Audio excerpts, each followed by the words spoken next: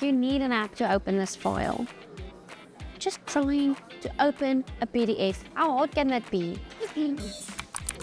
PDF downloader. Super fast PDF reader Master Pro.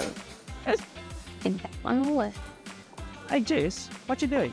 I'm just trying to open a file, but it says that I need an app for it. Wait, from where?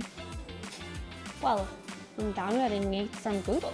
Jess, fake apps can look like Microsoft apps, banking apps, even productivity tools. The purpose is just to steal your data.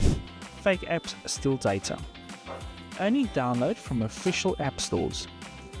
Avoid third-party links. Always check the developer's name. And never install anything from pop-ups or emails.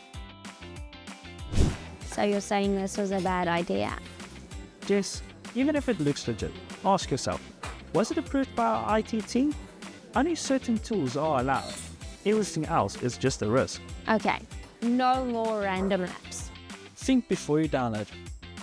Apps should work for you, not against you.